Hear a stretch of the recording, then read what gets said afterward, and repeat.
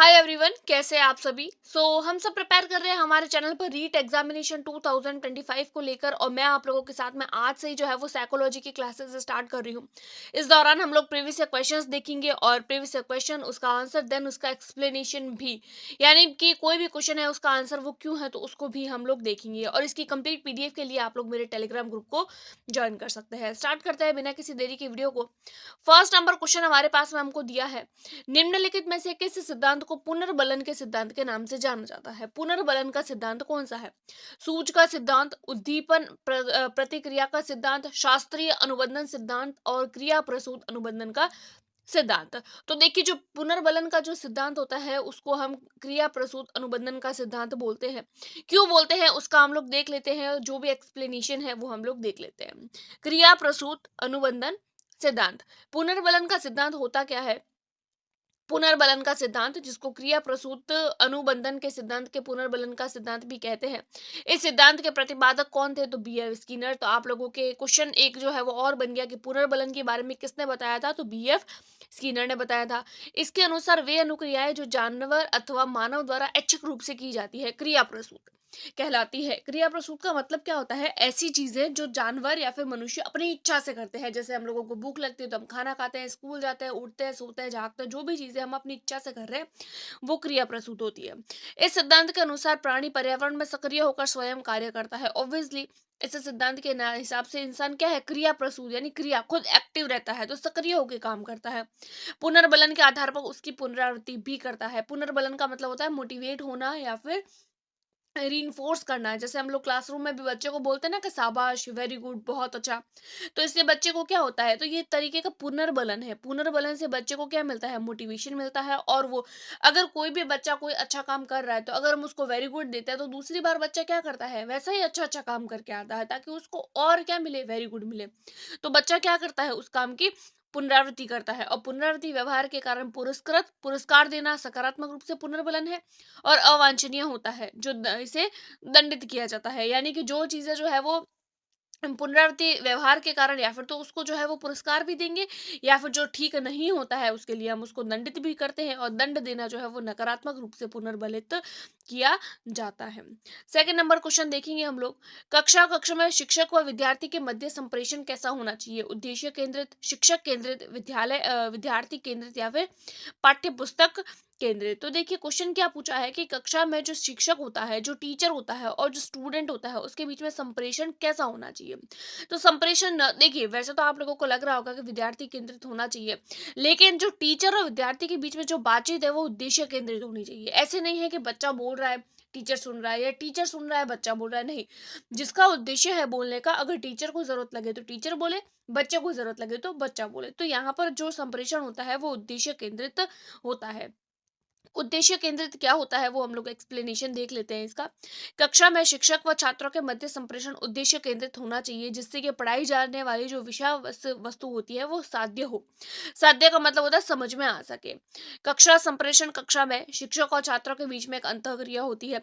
शाब्दिक भी हो सकती है, गैर शाब्दिक होती है, लिखित होती है, एक तरफा होती है, या दो तरफा। यानी जो बच्चों के बीच में और टीचर के बीच में जो बातचीत होती है वो शब्द सा भी हो सकती है। जैसे कई बार टीचर बोलते हैं स्टूडेंट्स को कोई खड़े हो जाओ, बैठ जाओ, तो ये शब्द सा है। गैर शाब्दिक का मतलब सिर्फ इशारा करते हैं हाथों से या आंखों से।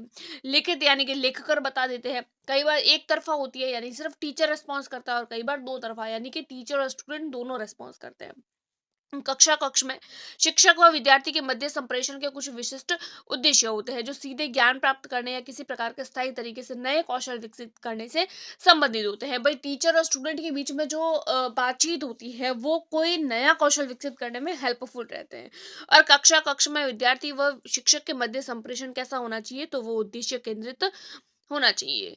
आगे देख लेते हैं हम। छात्रों को ठीक और शाबाश कहना किस तरीके का पुनर्बलन है? देखिए, ठीक ठीक बोल रहे हैं, टीचर क्या कर रहा है? ठीक बोल रहा है, शाबाश बोल रहा है। तो ठीक और शाबाश क्या है? अशाब्दिक तो नहीं है, तो अशाब्दिक वाला हट जाएगा। और ठीक और शाबाश वर्ड बोलना, ये क्या है? ये पॉजिटिव वर्ड है, तो नेगेटिव वाला भी नहीं होगा। शाब्दिक है और सकारात्मक है। भाई, शाब्दिक तो है ही, लेकिन शाब्दिक के साथ साथ ये वर्ड कैसे है? सकारात्मक है, पॉजिटिव है। तो यहाँ पर थर्ड नंबर क्वेश्चन का हो जाएगा डी, हो जाएगा। एक्सप्लेनेशन देख लेते हैं। सकारात्मक शाब्दिक पुनर्बलन क्या होता है? सकारात्मक शाब्दिक पुनर्बलन के प्रयोग से छात्रों का मनोबल यानी बच्चे को मोटिवेट किया जा सकता है।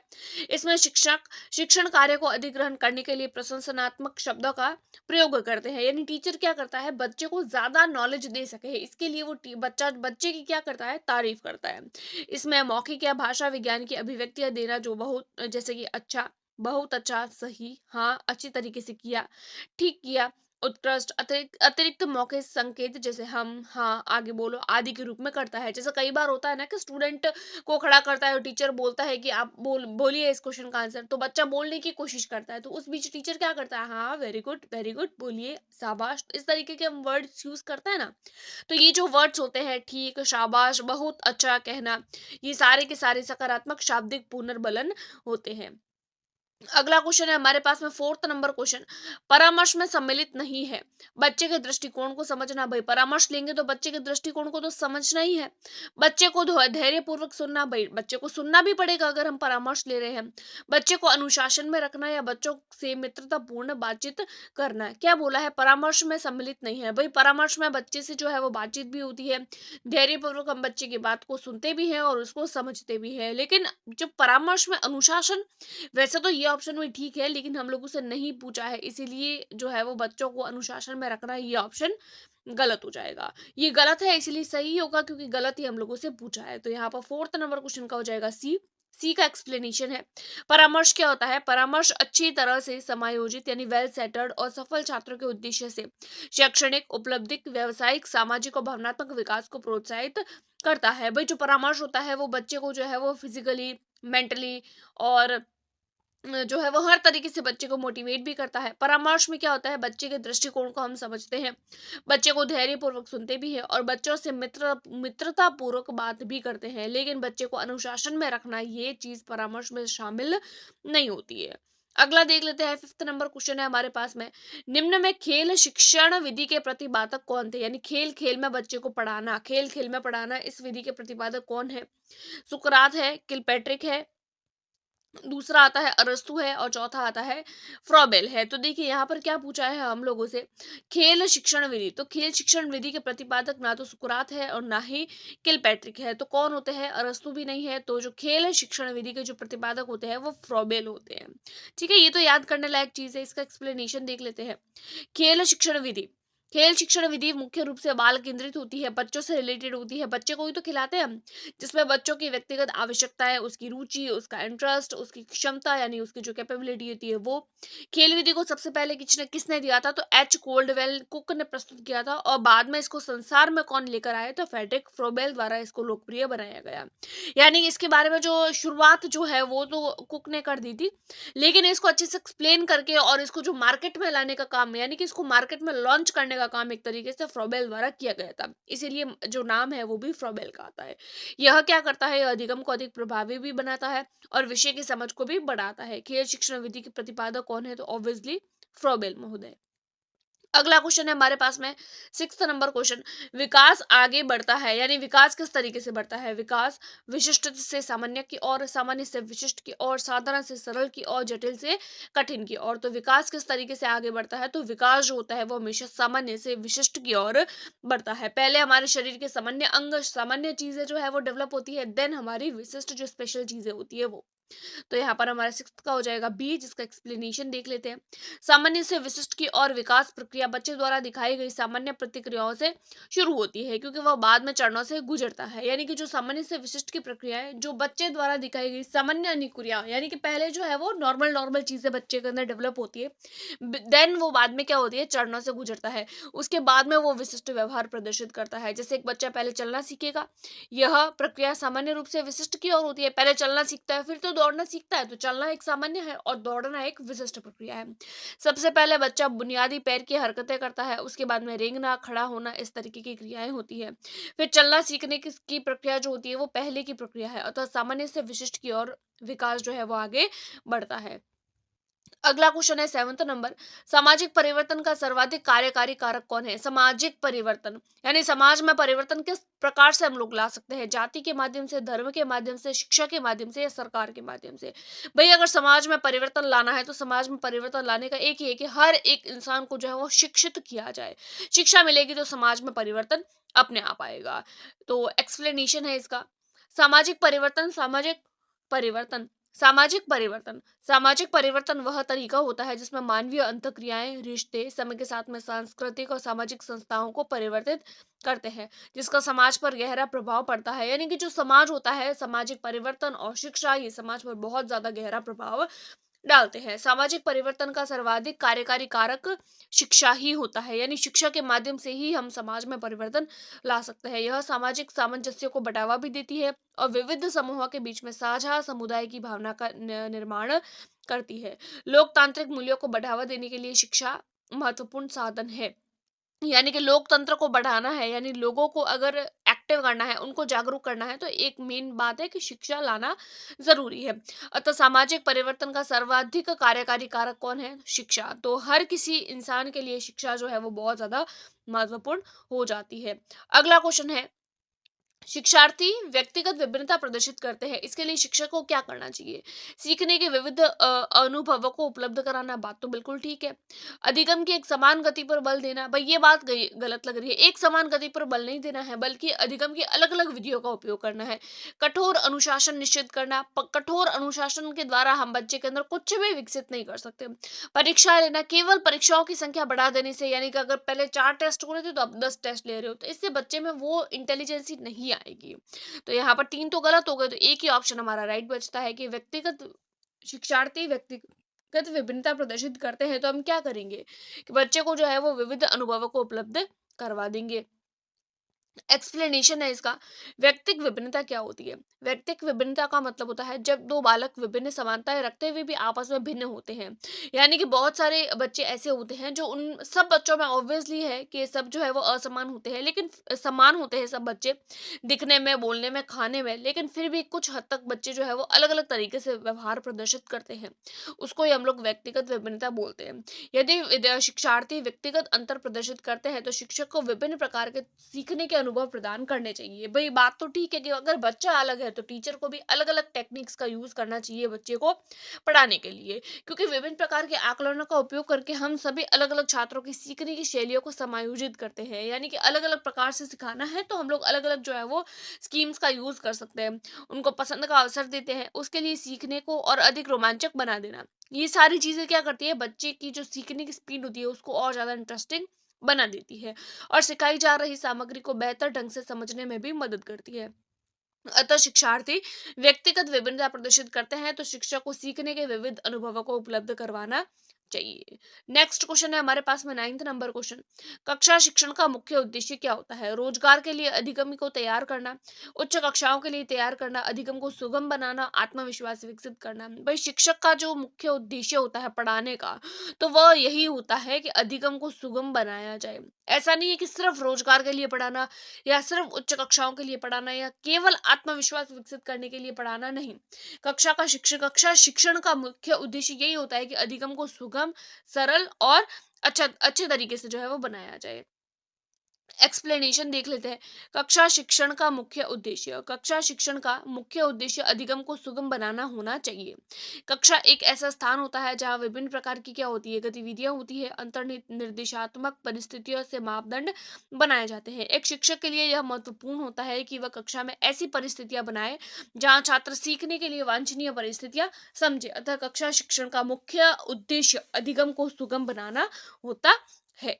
नेक्स्ट क्वेश्चन है हमारे पास में 10th नंबर, स्कूल की शिक्षा की गुणवत्ता विशेष रूप से निर्भर करती है, यानी कि जो स्कूल की शिक्षा होती है वो किस पर निर्भर करती है? बुनियादी ढांचा सुविधाओं पर, वित्तीय प्रावधान पर, अंतर्राष्ट्रीय समर्थन पर, शिक्षक शिक्षा की गुणवत्ता। भाई स्कूल में शिक्षक जो है वो शिक्षा दे रहा है तो सबसे ज्यादा यही होनी चाहिए कि जो शिक्षक है वो खुद जो है वो गुणवत्तापूर्ण होनी चाहिए, शिक्षक की खुद की जो नॉलेज है वो अच्छी होनी चाहिए।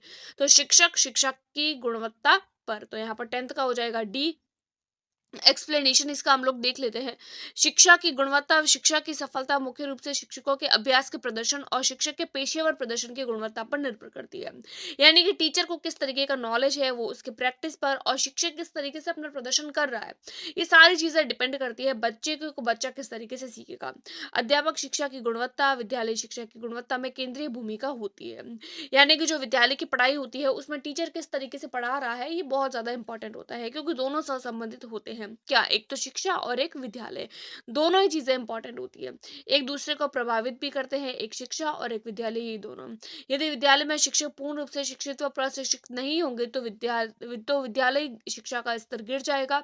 इस प्रकार शिक्षक की योग्यता व प्रशिक्षण विद्यालयी शिक्षा को प्रभावित करता है। यानी टीचर जो है वो खुद भी नॉलेजेबल होना जरूरी है, यानी ट्रेन्ड टीचर होना जरूरी है, जिसको बीएड किया हुआ हो, जिसके जो है वो डीएलएड किया हुआ हो, या फिर टीचर को जो है वो टीचर खुद जो है वो टीचिंग लर्निंग मटेरियल्स, जो भी टीचर्स की जो भी चीज़ें होती है, जैसे हम लोग टीएलएम का यूज़ करते हैं, ये सारी की सारी जो नॉलेज होती है, जो शिक्षण विधियां होती है, वो सारी की सारे नॉलेज बच्चे के लिए टीचर को होना चाहिए।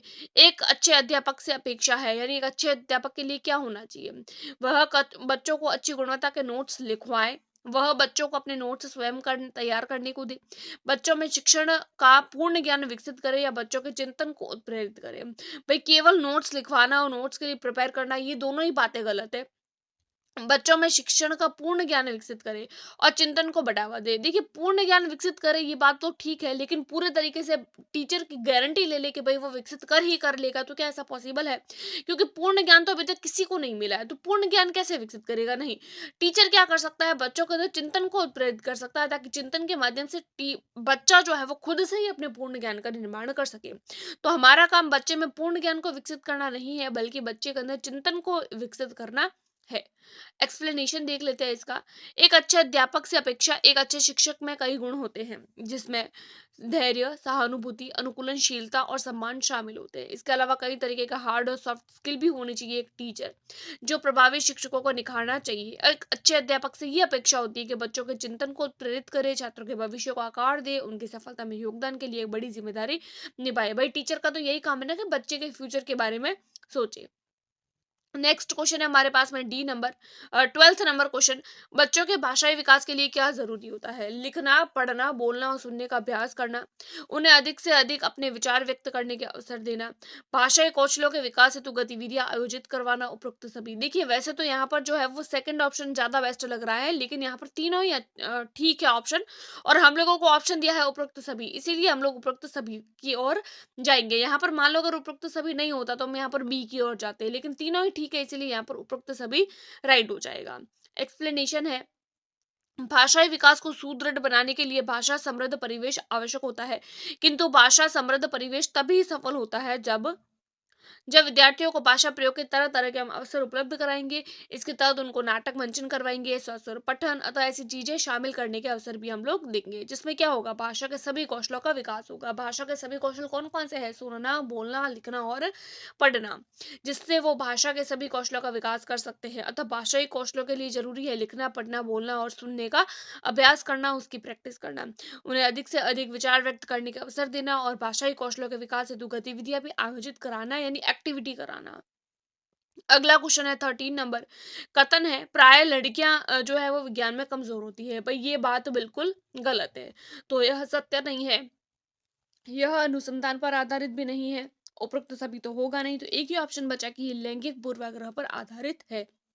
लैंगिक पूर्वाग्रह का मतलब होता है कि लड़कियां विज्ञान में कमजोर होती है। ये पुरानी धारणाएं हैं, जो हमारे दादा नाना परनाना उनके समय में कहा जाता था कि लड़कियां जो है वो कमजोर होती है लड़कों की अपेक्षा, लेकिन लड़कियां एक्चुअल में कमजोर नहीं होती है। तो ये चीजें जो है वो लैंगिक पूर्वाग्रह है, यानी कि ये सारी की सारी बातें होती है कि लड़कियां ये काम नहीं कर सकती है, केवल लड़के कर सकते हैं, तो ये पुरानी बातें होती है, जिसको हम लोग पूर्वाग्रह के नाम से भी जानते हैं। इसका एक्सप्लेनेशन है लैंगिक पूर्वाग्रह। लैंगिक पूर्वाग्रह क्या होता है? लैंगिक पूर्वाग्रह का अर्थ होता है लिंग के आधार पर पूर्व निर्णय ले लेना, यानी कि पहले से डिसाइड कर देना कि भाई लड़का है तो कर लेगा, लड़की है तो नहीं कर पाएगी। किसी मामले के तथ्यों की जांच किए बिना ही ये राय बना लेना या मन में निर्णय ले लेना कि यही पूर्वाग्रह होता है। जैसे प्राय लड़कियां ज्ञान में कमजोर होती है तो ये लैंगिक पूर्वाग्रह है, या मैथ्स में लड़कियां काम नहीं कर सकती है, या फिर अगर कोई भी ऐसा हार्ड काम है, कोई वजन उठाने का काम है तो वो लड़कियां नहीं कर सकती है, केवल लड़के कर सकते हैं। तो ये लिंग के आधार पर पहले से ही भूमिका निर्धारित कर लिए कि भाई ये काम लड़के के लिए फिक्स है, ये काम लड़कियों के लिए फिक्स है। जैसे अगर बेंचेस को क्लासरूम के अंदर अगर बेंचेस को उठा के एक तरफ एक जगह से दूसरी जगह लेके जाते हैं तो इसके लिए लड़कों को बोला जाता है, और क्लासरूम में अगर रंगोली बनानी होती है तो इसके लिए लड़कियों को बोला जाता है। तो ये लैंगिक पूर्वाग्रह है कि भाई रंगोली तो लड़की ही अच्छी बनाएगी और टेबल्स को अच्छे तरीके से ले जाने का काम हमेशा लड़के ही करेंगे। तो ये पुरानी धारणाएं जो होती है वो यही लैंगिक पूर्वाग्रह कहलाती है। नेक्स्ट क्वेश्चन है 2 से 6 वर्ष तक की आयु की अवस्था क्या कहलाती है? 2 से 6 वर्ष। पूर्व बाल्यावस्था, शैशव अवस्था, किशोरावस्था या उत्तर बाल्यावस्था। भाई क्या बोला है? आयु कौन सी बताइए हमें? 2 से 6 वर्ष। तो 2 से 6 वर्ष ऑब्वियसली शैशव अवस्था नहीं होती है, शैशव अवस्था 0 से 2 होती है। किशोरावस्था 11 से 18 होती है। उत्तर बाल्यावस्था जो होती है वो आप लोगों की 8 से 12 या 13 तक होती है। तो 2 से 6 कौन सी हो जाएगी? तो वो हो जाएगी पूर्व बाल्यावस्था। बाल विकास की बाल्यावस्था को ब्रूस ने संवेगात्मक विकास का अनोखा काल कहा है। 1 से 6 वर्ष तक की अवस्था पूर्व बाल्यावस्था और 6 से 12 वर्ष की जो अवस्था होती है वो उत्तर बाल्यावस्था कहलाती है। पूर्व बाल्यावस्था की विशेषताएं देख लेते हैं। यह बच्चे के संपूर्ण विकास के लिए बहुत महत्वपूर्ण अवधि होती है। भाई बच्चे का सबसे ज्यादा विकास जो है वो पूर्व बाल्यावस्था में ही होता है। इसको खिलौनों की आयु, पूर्व टोली की आयु, खोजपूर्ण आयु भी बोला जाता है। नेक्स्ट क्वेश्चन हम लोग देखेंगे। 15 नंबर क्वेश्चन हमारे पास में है। समावेशी शिक्षा की सफलता किस पर निर्भर करती है? पाठ्य पुस्तकों की उत्कृष्टता पर, समुदाय के सहारे पर, अध्यापकों में अभिवृत्त्यात्मक परिवर्तन पर और शिक्षण अधिगम सामग्रियों की उच्च गुणवत्ता पर। भाई समावेशी शिक्षा किस पर निर्भर करती है? तो समावेशी शिक्षा जो है वो अध्यापकों में अभिवृत्त्यात्मक परिवर्तन। अभिवृत्त्यात्मक का मतलब होता है टीचर जो है वो बच्चे के लिए जो है वो बायस्ड ना हो कि ये उस वर्ग से आया है तो इसके साथ में ऐसा बिहेवियर, ये बच्चा उस वर्ग से आया है तो वैसा बिहेवियर नहीं। हम लोगों को हर तरीके के बच्चे के साथ में एक ही तरीके का बिहेवियर करना है। तो अध्यापकों को इस बात का ध्यान रखना है कि बच्चे के अंदर जो है वो अभिवृत्ति, यानी कि बच्चे का जो एटीट्यूड है वो सभी का एक समान होना चाहिए, अलग अलग नहीं होना चाहिए। एक्सप्लेनेशन देख लेते हैं। प्रत्येक वर्ग के प्रकार के बच्चों को एक कक्षा में एक विद्यालय में शिक्षा देना ही समावेशी शिक्षा होती है।